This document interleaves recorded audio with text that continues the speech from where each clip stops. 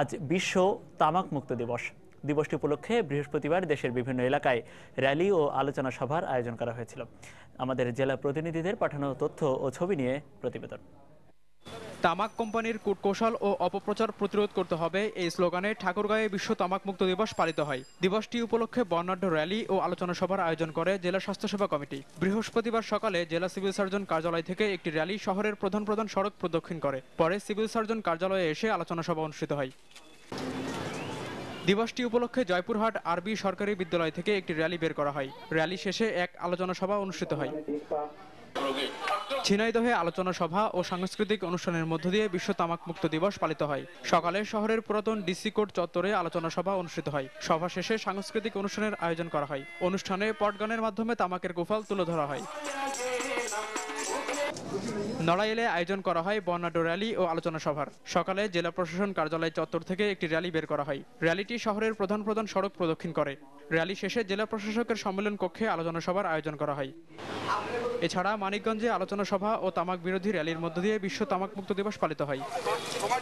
তারেকুজ্জামান শিমুল, সময় সংবাদ। এবারে তামাকজাত পণ্যের ক্ষতিকর প্রভাব নিয়ে সময়ের বিশেষ রিপোর্ট। রংপুরের হারাগাছ। এখনও তামাকের বিষাক্ত ধোঁয়ায় 12 মাস আচ্ছন্ন থাকে এই শহরের আকাশ। বিষ বাষ্পে অকালে ঝরে প্রাণ, তাতেই শ্বাস নিয়ে বেড়ে ওঠে হাজারো শৈশব। বেঁচে থাকার জন্য যেন মৃত্যুর কাছেই একটু একটু করে এগিয়ে যায় এখানকার মানুষ। রতন সরকারের প্রতিবেদন। মায়ের সঙ্গে আসা ফুটফুটে শিশুটি কি জানে বিষের এই কারখানা তার জন্য কতটা ভয়ঙ্কর? বোঝার বয়স না হলেও শ্রমিক মায়ের সঙ্গে রোজ আসে এখানে। দূষিত পরিবেশে কাজ করার ফলে যকৃতের নানান অসুখে ভুগলেও বিকল্প আয়ের পথ না থাকায় 1.5 লাখ জন অধ্যুষিত এই শহরের 98% নারী পুরুষ শিশু বৃদ্ধ নির্বিশেষে বিড়ি বা তামাক প্রক্রিয়াজাত কারখানায় কাজ করেন। বিনিময়ে জোটে নামমাত্র পারিশ্রমিক, যা দিয়ে কোনো রকমে বেঁচে থাকাই যখন দায়, তখন চিকিৎসাহীন অবস্থায় অকাতরে প্রাণ যায় অনেকের। বিড়ি শিল্প সমৃদ্ধ এই শহরে 31 শয্যার বিশেষ একটি হাসপাতাল আছে ঠিক, কিন্তু ডাক্তার, নার্স আর ওষুধ সংকটে নিজেই এখন রোগী। এই বিড়ি গাছ করছিলাম, ঠান্ডা বাঁচলাম, এই তখন পড়িয়ে আর পারিনি কোনো কাজ করতে। যেহেতু এখানে বিড়ি শিল্প আছে, এই জন্য এই প্রবলেমটা সবচেয়ে বেশি দেখায়। তারপরে এখানে আমাদের যেহেতু প্যাথোলজি নেই, কিছু কিছু সুযোগ সুবিধা আমাদের এখানে নেই, এই জন্য মানে আমাদের ম্যানেজমেন্ট করা একটু অসুবিধা হয়ে যায়। আমাদের একটা নার্স দিয়ে আমাদের এই ইনডোর কমপ্লিট হচ্ছে না। কর্মসংস্থানের দোহাই দিয়ে চলছে শতাধিক কারখানা। তামাক বিরোধী আন্দোলনের কর্মীরা বলছেন, উপযুক্ত আইন না থাকায় এ সর্বনাশা বিস্তার রোধ করা যাচ্ছে না। আমরা একটা সুষ্ঠু আইন প্রণয়ন কথা বলছি, এবং শুধু আইন প্রণয়ন করলেই হবে না, এই আইনের যাতে সঠিকভাবে বাস্তবায়ন হয় সেই দাবি আমরা জানিয়ে আসছি। তামাক চাষ ও বিড়ি উৎপাদন প্রতিরোধে কঠোর আইন প্রণয়ন আর বিকল্প আয়ের পথ সৃষ্টির মাধ্যমে এইসব মানুষকে রক্ষার দাবি এ অঞ্চলের মানুষের। রতন সরকার, সময় সংবাদ, হারাগাছ, রংপুর। দর্শক, রিপোর্টটিতে আমরা দেখলাম যে রংপুরের হারাগাছ এলাকাটিতে সারা বছরই তামাকের বিষাক্ত ধোঁয়ায় আচ্ছন্ন থাকে, ফলে নানা রোগে আক্রান্ত হয়ে অকালেই ঝরে যাচ্ছে এই অঞ্চলের অনেক মানুষের প্রাণ।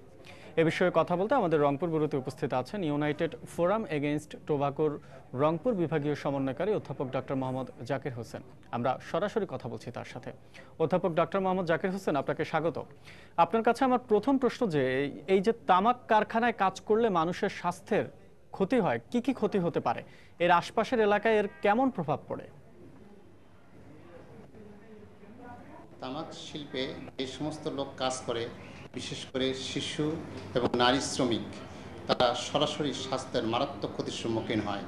যেমন মুখ গহ্বরে ক্যান্সার, লাং ক্যান্সার, মূত্রথলিতে ক্যান্সার এবং শরীরের অন্যান্য অংশ ক্যান্সার হতে পারে। এছাড়া লাংসে সরাসরি ক্রনিক ব্রঙ্কাইটিস এবং এমফাইসেমা এবং ক্রনিক ব্রঙ্কিয়াল অ্যাজমা এই সমস্ত রোগের প্রাদুর্ভাব দেখা দেয়। পরবর্তীতে এর সিকুয়েল হিসেবে লাং ফেইলর এবং হার্ট ফেইলর দেখা দেয়। এছাড়া দীর্ঘদিন তামাক সেবনে রক্তচাপ বেড়ে যায়, যাকে আমরা বলি উচ্চ রক্তচাপ তথা হাইপারটেনশন, এবং সেখান থেকে হার্ট ডিজিজের প্রাদুর্ভাব এবং অ্যাটাক অথবা মায়োকার্ডিয়াল ইনফেকশন, যেটা অত্যন্ত খারাপ রোগ এবং যে রোগে মৃত্যুর আশঙ্কা অনেক বেশি, এই সমস্ত রোগ দেখা দেয়। এছাড়া এছাড়া পরোক্ষভাবে যারা তামাক সেবন করেন, অর্থাৎ তামাক সেবনের পাশে যারা থাকেন, ধোঁয়া তারাও এই সমস্ত ক্ষতির সম্মুখীন হতে পারেন। ডক্টর মোহাম্মদ জাকির হোসেন, আপনি বলছিলেন যে মৃত্যুর কারণও হয় অনেক রোগের এবং অনেক কঠিন কঠিন রোগ আসলে তামাকের কারণে হয়ে থাকে। তো এইসব কারখানা বন্ধে পরিবেশ অধিদপ্তর কতটা কার্যকর? আপনারা কি কোনো উদ্যোগ নিয়েছেন এ বিষয়ে? আচ্ছা, রংপুর নতুন বিভাগীয় শহর, এখানে ইতিমধ্যেই পরিবেশ অধিদপ্তরের অফিস চালু হয়েছে এবং বিভিন্ন কর্মকর্তা এবং কর্মচারী এ ব্যাপারে বিভিন্ন রোল প্লে করছেন। তবে এই ব্যাপারে আরও ভালোভাবে পরিবেশ অধিদপ্তর বলতে পারবেন। তবে আমরা ডাক্তার সমাজ যারা এবং সোশ্যাল ওয়ার্কার, আমরা বিভিন্ন সভা, সেমিনার, র্যালির মাধ্যমে তামাক সেবনের ক্ষতিকর দিক তুলে ধরছি এবং জনগণকে জানাচ্ছি, সচেতন করতেছি যে তামাক সেবন কোনো মতেই করা বা গ্রহণ করা যাবে না এবং এখান থেকে দূরে আসতে হবে এবং স্বাস্থ্য সুন্দর রাখতে হবে। অধ্যাপক ডাক্তার মোহাম্মদ জাকির হোসেন, আপনাকে ধন্যবাদ। দর্শক, আমরা কথা বলছিলাম যে তামাক মুক্ত দিবসে তামাকের ক্ষতিকর দিকগুলো নিয়ে রংপুরের ইউনাইটেড ফোরাম এগেইনস্ট টোবাকোর বিভাগীয় সমন্বয়কারী অধ্যাপক ডাক্তার মোহাম্মদ জাকির হোসেনের সঙ্গে।